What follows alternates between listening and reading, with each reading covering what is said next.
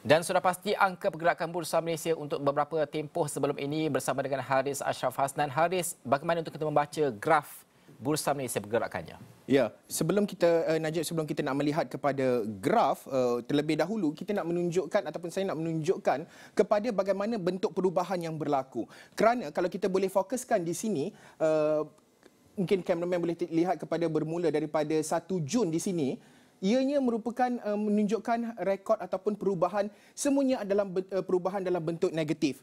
Kerana bermula daripada 1 Jun, penurunan dengan begitu ketara dengan akhir sekali pada 13 Jun semalam, seperti yang Najib katakan tadi, 1464.83, penurunan 29.12 mata ataupun penurunan dari hari ke hari, iaitu penurunan kepada negatif 1.95. Ini merupakan angka yang boleh dikatakan begitu, boleh dianggap membimbangkan, terutama kepada para pelabur, pemain industri terutamanya, melihat kepada perubahan-perubahan pada bulan Jun. Ini merupakan angka-angka yang dilihat begitu ketara perubahannya. Kita nak melihat dalam bentuk graf pula, kerana untuk waktu ini, jika kita meneliti dari segi grafnya, perubahan nampaknya seperti yang dinyatakan tadi, begitu ketara dengan perubahan terkini,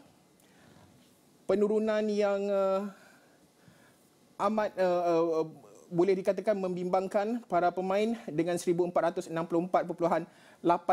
Ini merupakan angka yang kami terima melihat kepada kedudukan prestasi FTSE KLCI ini. Dan ini jelas kita nak meneliti dan juga melihat bagaimana selepas ini outlook, mungkin lebih kepada unjuran, bagaimanakah prosesnya, bagaimanakah kita ingin memahami pergerakan-pergerakan dalam bentuk negatif bermula daripada 1 Jun.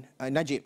Baik, Haris, kita akan membawakan pakar kita pada pagi ini untuk mendapatkan maklumat. Kita membawakan Dr. Afzal Nizam Abdul Rashid, Ketua Pakar Ekonomi Bank Islam yang bersedia pada ketika ini. Assalamualaikum, Doktor. Terima kasih kerana bersama dengan kami pada jam ini.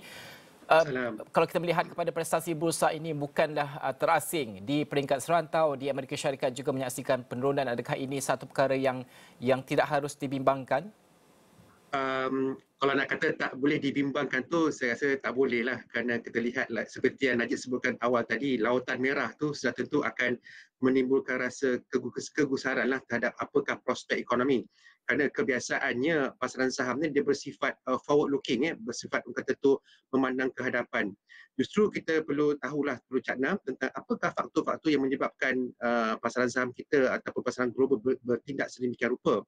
Sudah pasti Jumaat lepas apa yang dilaporkan di Amerika Syarikat, kadar inflasi mereka mencatatkan paras tertinggi sepanjang 40 tahun yang lepas, 8.6% year on year.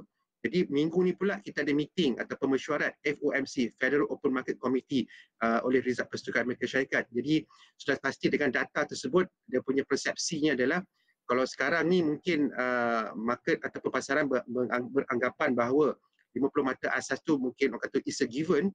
Mungkin kita akan lihatlah apakah keputusan sebenar yang bakal diumumkan, adakah 50 mata asas ataupun lebih tinggi. Jadi suasana ini sebenarnya menunjukkan suatu ketidakpastian, satu apa kata tu uncertainties tentang keputusan yang bakal dibuat. Kerana meeting mesyuarat FOMC tu bermula pada 2 hari, 14 dan 15 Mei. Jadi di waktu Malaysia kita akan hanya dapat tu di malam 15 Jun nantilah. Jadi kita akan lihat apakah impak pada bursa saham pada kita. Jadi saya rasa buat masa ini isu berkaitan dengan inflasi, isu berkenaan dengan kadar faedah di Amerika Syarikat merupakan isu utama yang menjadi perhatian. Dan apakah yang penting juga pada meeting kali ini atau pemesyuarat kali ini adalah apakah bentuk unjuran yang akan dikeluarkan oleh pihak Reserve Persekutuan Amerika Syarikat. Kerana setiap sukuan mereka akan keluarkan unjuran berkenaan dengan KDNK Amerika Syarikat, kadar pengangguran serta kadar faedah mereka untuk masa akan datang. Ada beberapa angka yang disebut tentang berapakah kemungkinan kadar faedah yang akan ditingkatkan dalam mesyuarat pada kali ini. Ini angka-angka yang disebut dalam pasaran juga pemerhati pasaran sendiri. Adakah kita boleh menganggap bahawa pasaran pada ketika ini dengan kejatuhan bursa seperti ini sudah pun priced in untuk angka-angka yang mungkin akan diumumkan, dan mungkin kita akan melihat pada bergerak ke hujung minggu ini hingga ke minggu hadapan pasaran akan lebih teratur? Mhm. Betul. Macam saya cakapkan tadi, sebelum ini pasaran beranggapan kata tu membuat satu telahan 50 mata asas tu kira dianggap sesuatu yang boleh diterima lah. Cuma kita tak pasti, mungkinkah mereka ni akan mengumumkan 75 mata asas pula ataupun lebih.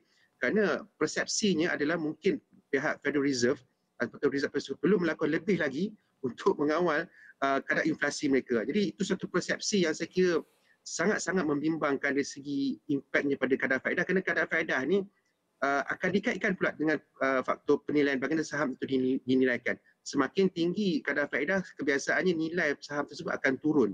Jadi apabila berlaku ketidakpastian terhadap suasana kadar faedah itu, itulah yang akan berlaku.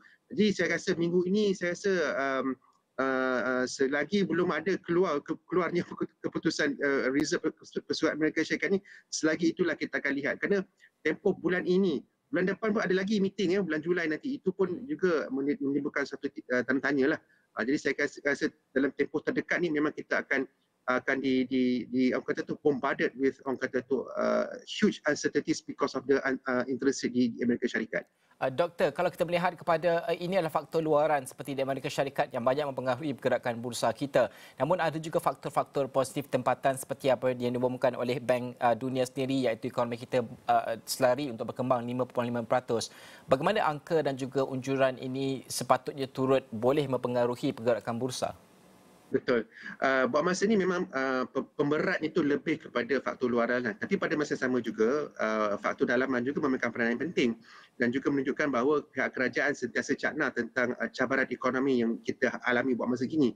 Dan seperti apa yang diumumkan oleh pihak kerajaan atau pihak Kementerian Kewangan, mereka menyatakan bahawa walaupun terdapat keperluan untuk menyemak semua subsidi dan sebagainya, tapi kerajaan mempunyai betul kewangan yang mencukupi untuk menampung sahaja subsidi berkenaan. Justru maksudnya mungkin kita boleh beranggapan risiko inflasi di negara kita mungkin berada dalam keadaan yang boleh diterima disebabkan dasar-dasar kerajaan yang sentiasa orang kata tu mengambil kira tentang faktor risiko ekonomi yang sedang kita hadapi pada masa ini.